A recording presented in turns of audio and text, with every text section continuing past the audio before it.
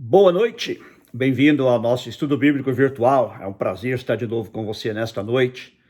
Eu quero convidar você para orarmos e depois daremos prosseguimento ao nosso estudo. Senhor, muito obrigado por este dia, pela semana de bênçãos e por podermos agora meditar mais uma vez em Tua palavra.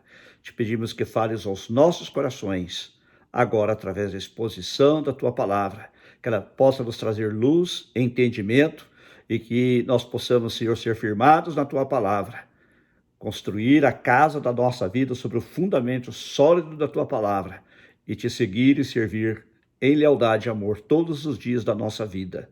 Em nome de Jesus. Amém.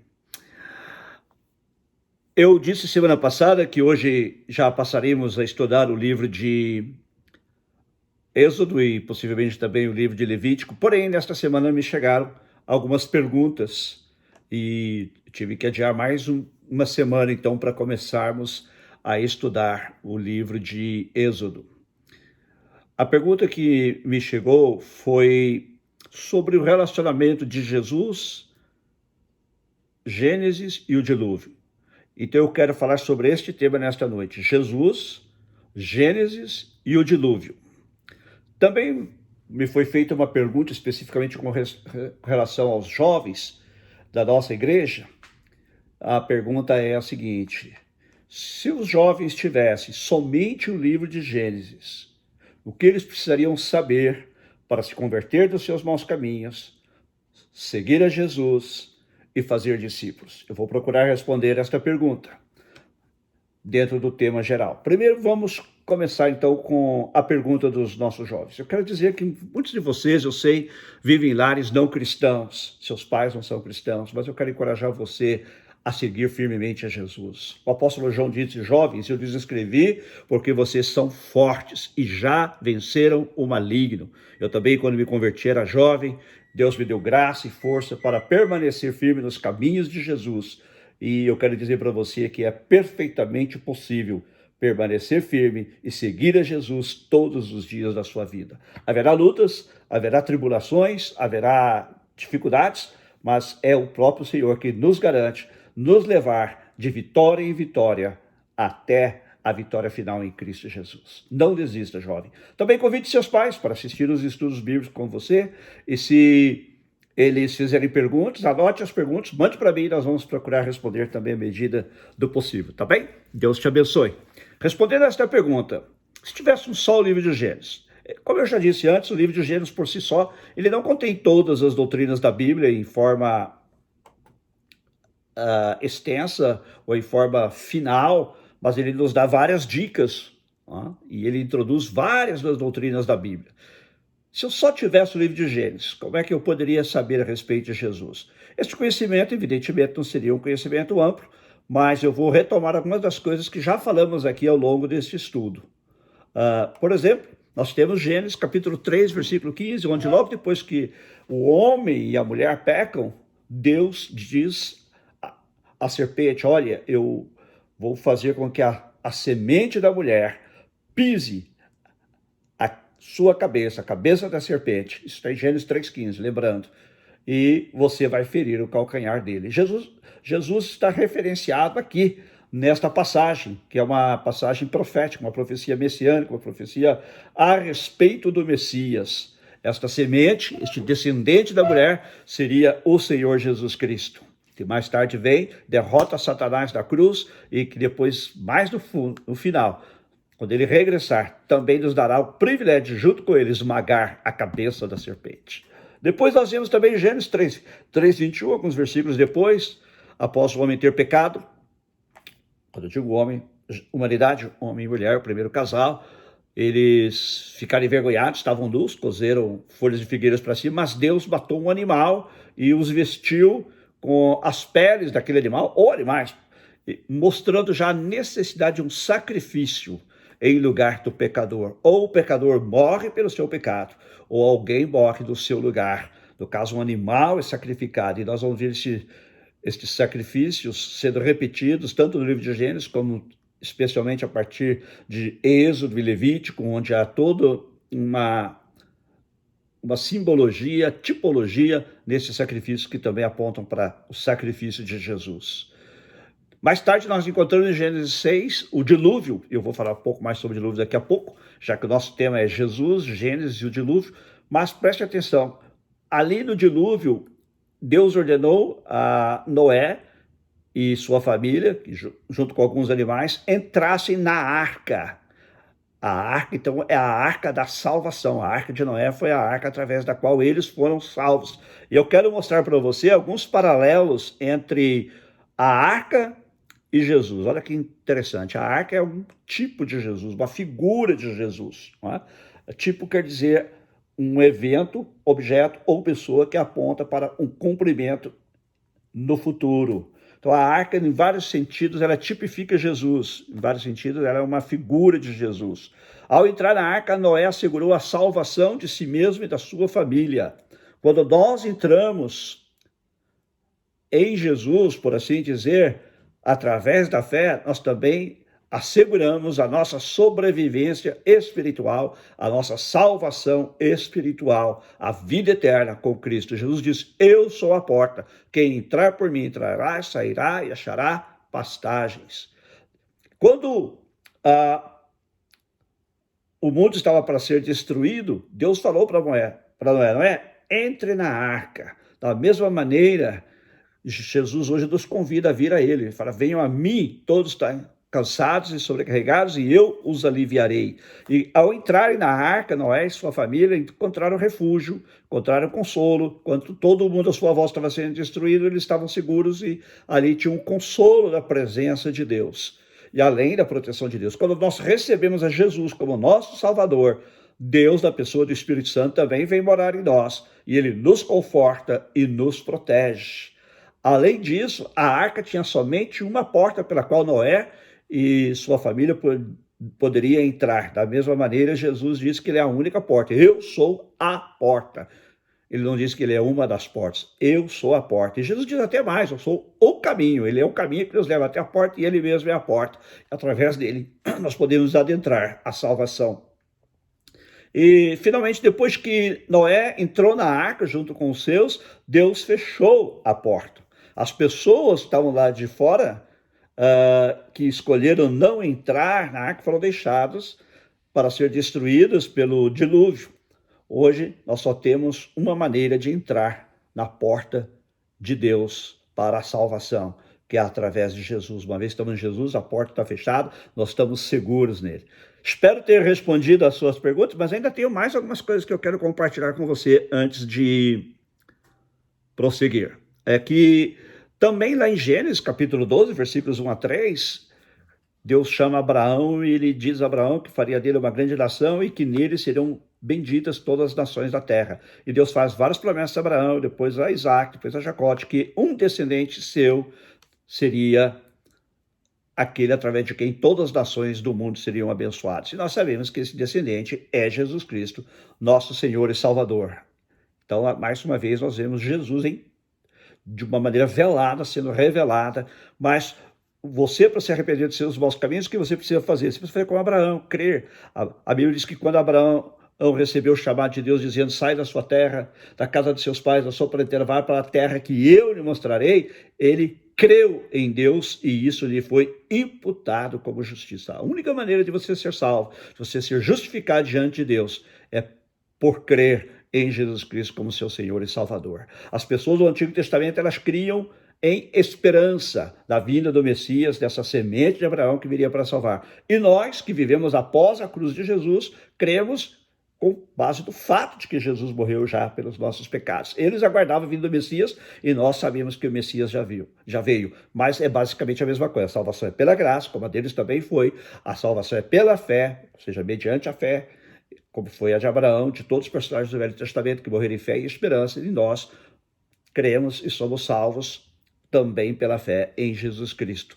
E finalmente, em Gênesis capítulo 22, 1 a 13, quando Abraão vai oferecer seu filho Isaque em sacrifício, e Deus lhe diz: não faça isso. E ele provê um carneiro para morrer no lugar de Isaque, mostrando mais uma vez a importância do sacrifício expiatório, do sacrifício que traz o perdão dos pecados, e do sacrifício substitutivo, em que Alguém morre em lugar do pecador. No caso foi o carneiro, no nosso caso Jesus Cristo. É claro que aquele carneiro, como todos os sacrifícios do Velho Testamento, apontavam para o sacrifício de Jesus. Eles se cumpriram no sacrifício de Jesus, e é por isso que nós não precisamos fazer mais sacrifícios. Então, ao crermos no sacrifício de Jesus, nós também somos salvos. Espero ter respondido suas perguntas, e você pode fazer discípulos mostrando a eles como Abraão creu, como Noé creu, como Adão e Eva, apesar de terem pecado, foram restaurados por Deus, e assim vários outros personagens do livro de Gênesis e também de todo o Antigo Testamento. Amém?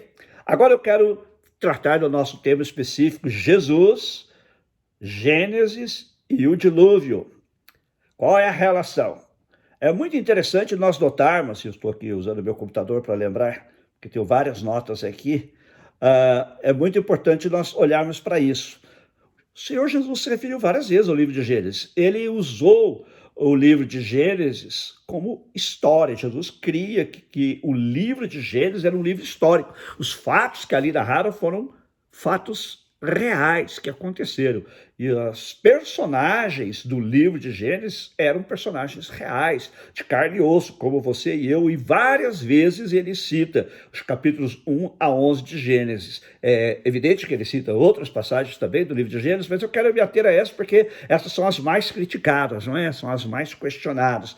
Então vamos dar uma olhadinha aqui rapidinho com Jesus, tá bem? Abra sua Bíblia comigo agora, nós vamos lá para Mateus capítulo 19. Mateus 19. Os evangelhos registram Jesus citando Gênesis 1 e 2 pelo menos uma vez, é Mateus 19, versículos 4 e 5. Vamos ler juntos. Jesus diz assim, quando lhe perguntaram sobre o divórcio: vocês não leram que o Criador, desde o princípio, os fez homem e mulher? E que disse, por isso o homem deixará o seu pai e sua mãe, se unirá à sua mulher, tornando-se os dois uma só carne? De modo que já não são mais dois, porém uma só carne. E ele acrescenta, portanto, que ninguém separa o que Deus ajuntou.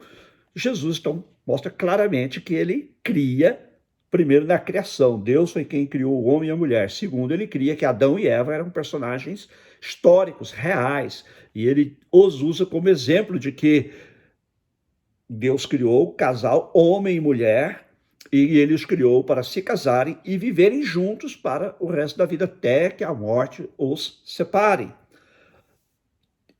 Então, vemos aqui. Mas temos outras passagens também que Jesus se refere. Por exemplo, em Mateus 22, 21, quando questionado pelos fariseus, é lícito pagar tributo a César? Eles queriam pegar Jesus, uma armadilha, porque naquele tempo quem governava o mundo, inclusive a Palestina, era César, porém os romanos eram considerados opressores, de fato eram, e os judeus tinham um ódio muito grande pelos seus opressores, então eles perguntaram a Jesus como uma forma de colocar numa armadilha. Se ele respondesse, sim, é lícito pagar tributo a César, eles podiam dizer, tá vendo?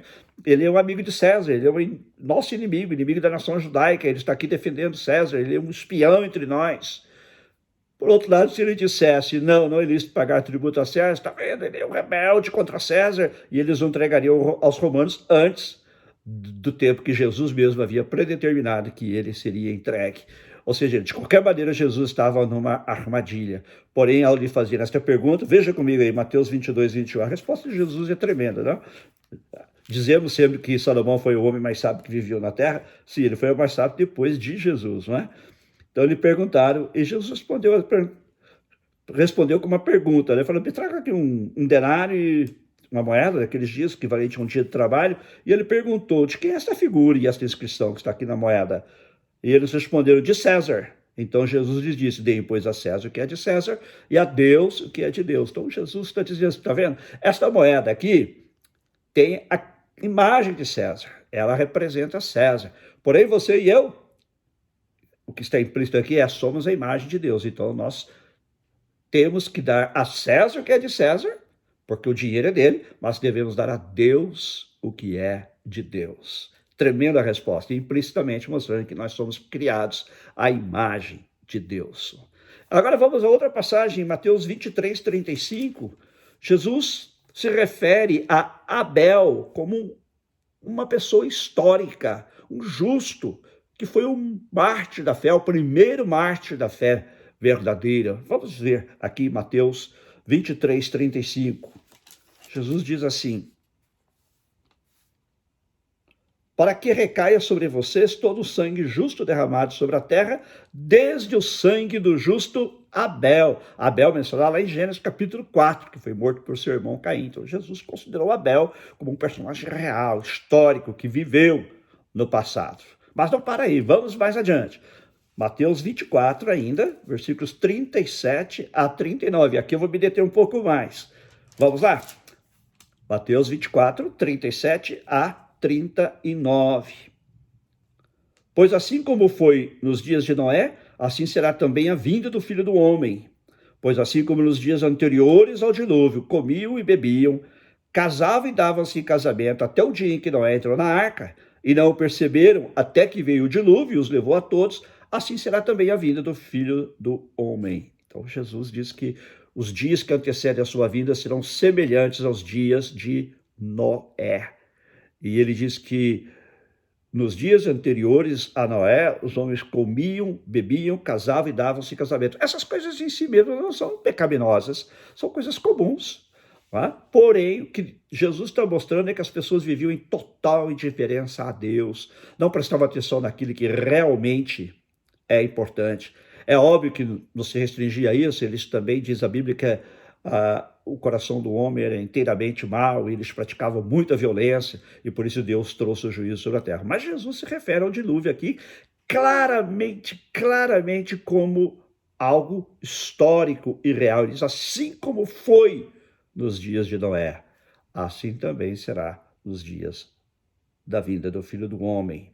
E é interessante que depois também ele vai fazer uma mesma comparação com os dias de Ló, embora Ló não esteja nos primeiros 11 capítulos de Gênesis, mas mostra que Jesus considerava Ló também, sobrinho de Abraão, a propósito, como também um personagem histórico. E Jesus, então, cria no dilúvio. Ele colocou o dilúvio como fato. Muita gente questiona, mas será que realmente houve um dilúvio? Se houve um dilúvio, ele foi total, ele foi mundial, ele foi apenas local? O fato é que eu estava lendo sobre isso e existem mais de 300 tradições entre vários povos da terra sobre o dilúvio, mostrando que todos os povos, ou melhor, vários povos da terra, quase todos os povos, têm uma memória ancestral de que houve um dilúvio que destruiu a terra. Isso não é interessante?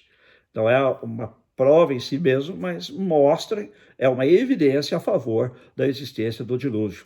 E normalmente nas histórias do dilúvio, o dilúvio foi universal, mostrando que o que aconteceu, Deus trouxe o dilúvio, depois esses povos foram se espalhando, depois da construção da Torre de Babel e a confusão das línguas, que nós já mencionamos anteriormente, esses povos foram se espalhando, mas levaram consigo várias tradições. Claro que eles foram mudando, foram adorando outros deuses, foram acomodando a história de Gênesis, as crenças em outros deuses, mas a memória ancestral permaneceu lá. A memória ancestral não se desfez e continuou entre estes povos. Então, não foi um dilúvio, apenas uma pequena enchente, mas foi realmente um dilúvio tremendo, mundial, que destruiu toda a humanidade, exceto Noé e os que com ele estavam na arca. E Jesus usou este evento como um dos sinais que antecederão a sua vida, ou seja, pessoas viverão da mesma maneira que nos dias de Noé. Não é o que nós estamos vendo hoje, pessoas comendo, bebendo, casando-se, dando-se em casamento, vivendo totalmente indiferentes às coisas de Deus.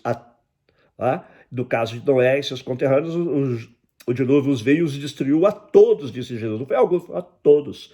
E da mesma maneira, quando Jesus voltar, o que vai acontecer também é que todos aqueles que estão fora da salvação, vamos dizer assim, da arca da salvação, que é o próprio Jesus, também sofrerão consequências terríveis e serão, infelizmente, afastados da presença de Deus eternamente. Vamos a mais uma passagem?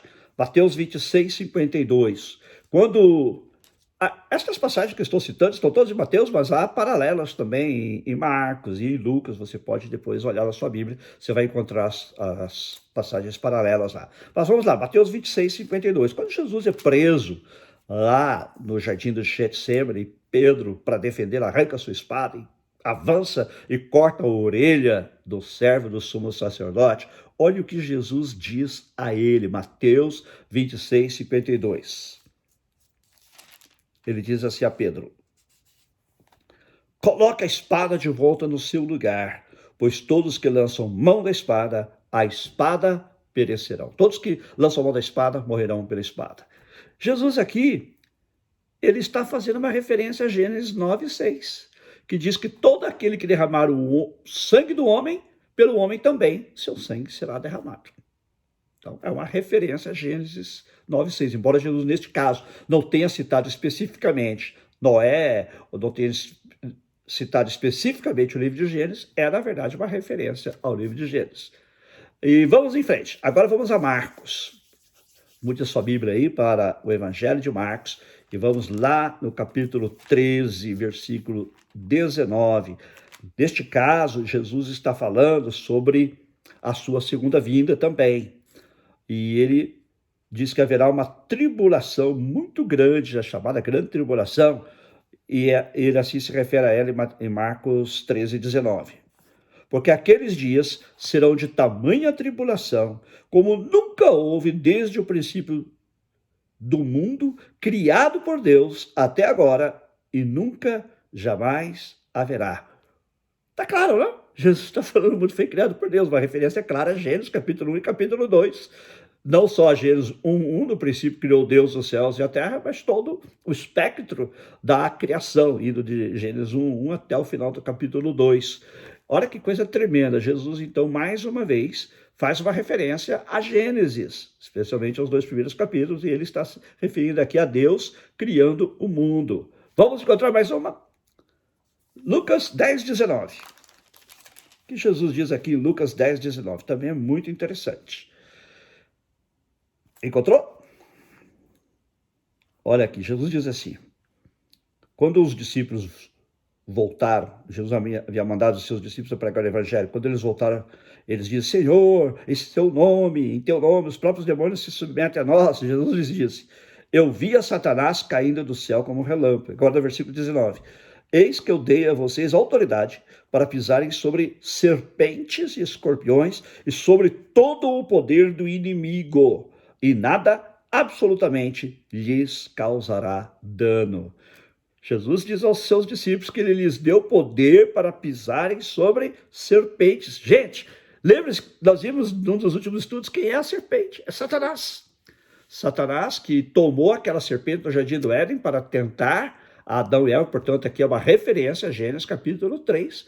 Ele o usou e mais tarde o próprio Satanás é identificado como serpente, lá em Apocalipse capítulo 12, onde ele é chamado de a serpente, de dragão, mostrando que ele é um inimigo feroz, que ele é um inimigo vicioso, que ele é um inimigo ardiloso, que é um inimigo que quer nos destruir, porém ele está derrotado. Jesus disse que ele deu aos seus discípulos poder para pisarem sobre cobras e escorpiões, sobre serpentes e escorpiões, e sobre todo o poder do inimigo. Então ele estava se referindo aqui claramente ao poder de Satanás. Não é cobras, escorpiões, no sentido físico, embora a gente também possa fazer isso no poder de Deus, mas ele está se referindo, neste caso, especificamente ao poder do diabo. E ele diz: nada absolutamente lhes causará dano, ou seja, o diabo vai se levantar contra vocês, mas se eu não permitir, ele não pode fazer nada contra vocês. É ele mesmo quem nos protege. Então aqui temos mais uma referência de Jesus ao livro de Gênesis. Dentro do nosso tema, Jesus, Gênesis e o dilúvio. E agora vamos lá a João 8:44. João 8:44. Encontrou? Diz assim. Ele está falando aos fariseus, tá bem? Não é com você, não. Vocês são do diabo, que é o pai de vocês, e querem satisfazer os desejos dele. Ele foi assassino desde o princípio e jamais se firmou na verdade, porque nele não há verdade. Quando ele profere mentira, fala do que ele é próprio, porque é mentiroso e pai da mentira. Claramente, novamente, Jesus se referindo a Gênesis, capítulo 3, quando o diabo tentou a Eva e a Adão. Não é? O que ele está dizendo aqui é que o diabo mentiu, como sabemos que ele fez lá em Gênesis, capítulo 3, versículos 5, 6, e os seguintes. Então, Jesus está dizendo assim, olha, ele mentiu desde o princípio, ele é mentiroso desde o princípio. E ele, quando fala mentira, fala do que ele é próprio, porque ele é um mentiroso por natureza, porque é mentiroso e pai da mentira. Olha que coisa tremenda. Ele é mentiroso e pai da mentira. Muita gente pensa que o diabo é apenas uma influência do mal, é algo impessoal. Não. O livro de Gênesis o apresenta como um ser pessoal, e Jesus também o apresenta como um ser pessoal. Lá em Gênesis você vê que o diabo é um ser astuto, ele tem inteligência. Como você e eu, ele é um ser pessoal. A diferença é que você e eu temos um corpo e ele não. Ele é um ser espiritual, mas ele é um ser pessoal como você e eu. Ele tem inteligência. A Bíblia diz que ele é astuto, não é? Ou seja, ele usa seu intelecto para o mal, claro, mas usa. Ele também fala, ele falou com Eva, foi assim que Deus diz, foi assim, assado, e ele foi conversando com Eva, procurando engodá-la, enganá-la, mostrando que ele fala, ele, como você e eu podemos falar, ele também pode falar, não é? Então ele tem aquelas características de uma pessoa, que eu já falei em outro estudo. Quais são as características do ser pessoal? Intelecto, né? Vontade própria, chamada tecnicamente de volição. Ele usou sua vontade própria. Deus lhe deu a capacidade de escolha e ele se rebelou contra Deus. Ele não foi criado como diabo. Nós já vimos que diabo quer dizer caluniador, né? Ele não foi criado como tal, ele foi criado como um anjo. Porém, ele se rebelou contra Deus usando a capacidade e a liberdade de escolha que Deus lhe deu, como você e eu também usamos. Pecamos muitas vezes e desobedecemos a Deus. Então ele também usou. E ele também tem outros aspectos, não é, da natureza humana que você e eu temos. Então o livre-arbítrio, não é, que é ou escolha, capacidade de escolha, ele também tem. Mas Jesus, então, aqui, ele se refere claramente, em várias ocasiões, a Gênesis capítulo 1, a capítulo 11, e eu disse também em outros lugares, ele vai mencionar outras passagens de Gênesis, e ele diz que, ele deixa claro que ele entende que o que está escrito nesses capítulos é história, é fato, são coisas reais, são coisas que aconteceram. Os personagens ali mencionados não são fictícios, não são invencionistas, eles são verdadeiras pessoas que viveram, que serviram a Deus ou que deixaram de servir a Deus, em diversas ocasiões. Então nós vemos a relação entre Jesus e o livro de Gênesis. Jesus, na verdade, considerava todas as escrituras do Velho Testamento como palavra de Deus. Ele diz lá em João 10,35, a escritura não pode falhar. A escritura era a maneira dos hebreus se referirem ao Antigo Testamento, né? Também no Novo Testamento se usa a palavra escritura para se referir ao Antigo Testamento, como também ao próprio Novo Testamento. Mas aqui, neste caso, Jesus está se referindo aos livros que Moisés escreveu, o Pentateuco, começando com Gênesis, até o livro de Malaquias, que foi o último profeta do Velho Testamento. A gente já falou sobre isso, volte num dos nossos estudos aí atrás e você verá. É muito fascinante esta série, eu gostei muito de estar aqui com você, eu aprendi muito também. A gente, quando ensina, é quem mais aprende, não é verdade? Porque você tem que pesquisar, você tem que ver, comparar os fatos. E agora eu quero anunciar que aqui, sim, a semana que vem, vamos começar no livro de Êxodo. E interessante que hoje, coincidentemente, um dos poucos dias que estou em casa, eu assisti a um documentário que eu tinha gravado há algum tempo sobre as 10 pragas do Egito, o Smithsonian Institute, que é uma das mais respeitadas instituições científicas do mundo, fez um documentário mostrando, do ponto de vista da ciência, não do ponto de vista bíblico, as 10 pragas do Egito, como elas poderiam ter ocorrido. Coisa tremenda, eu vou mencionar aqui, nós vamos aprender, vamos crescer. Tá? Então eu quero convidar você a estar com a gente aqui quinta-feira que vem, no mesmo horário, 7h30 de Los Angeles, 9h30 de Brasília, para estudarmos juntos o livro de Êxodo. Eu prometo que agora não vou mais entrar em Gênesis. Há muitas perguntas, há muitas ideias que as pessoas me trazem, mas nós teremos que limitar. O que nós estamos pensando em fazer mais para frente é uma série um pouco mais técnica sobre como a Bíblia chegou até nós, usando... aqui você sabe, eu falo de maneira informal com você, a gente quer produzir como se fosse um documentário, como a Bíblia chegou até nós. E eu espero que a gente consiga produzir isso o mais rápido possível e que venha a ser uma bênção para milhares de pessoas. Aliás, quero lhe pedir para que milhares de pessoas possam assistir este vídeo, que você compartilhe no seu Facebook. Quando você assistir, não se contente em assistir, coloque lá share, compartilhar. E se você assiste pelo YouTube, faça o mesmo. Coloca lá, compartilhar e subscreva o nosso canal. Em inglês é subscribe. Em português, inscreva-se no nosso canal e aperte o sininho para que você possa receber os alertas, as informações de quando nós estaremos no ar. Tá bem? E também no domingo teremos o nosso culto, às 5h30 da tarde, horário de Los Angeles. 9h30, estou falando 9h30, eu acho que, mas na verdade, para quem tem em Brasília durante a semana, é 11h30 da noite. Eu sei que é um pouco tarde, já me pediram até fazer o estudo um pouco mais cedo, mas para nós aqui em Los Angeles, às vezes não é conveniente a gente fazer mais cedo, porque as pessoas daqui também não conseguem assistir, né? Porque mesmo com a pandemia e tudo, tem muita gente trabalhando, chega em casa um pouco tarde, então 7h30 já é o horário que nós normalmente teríamos nossas células, nossos estudos e outras reuniões da igreja. Por isso é que fazemos nesse horário. Mas eu agradeço muito a você por ter nos acompanhado nesta série sobre o livro de Gênesis. Eu gostaria de orar com você agora. Senhor Deus, nós te agradecemos pela tua palavra, porque ela é a verdade. Como Jesus disse, a Escritura não pode falhar. A Escritura, a palavra de Deus é infalível. Te agradecemos também pelas referências que Jesus fez ao livro de Gênesis, deixando claro que ele via este livro como um livro histórico, especialmente os primeiros 11 capítulos que são tão questionados e por parte dos críticos, e nós, Senhor, sabemos que Jesus olhou para a criação como algo essencial, histórico, que realmente aconteceu. Ele olhou para o primeiro casal, como Adão e Eva, como seres que realmente viveram.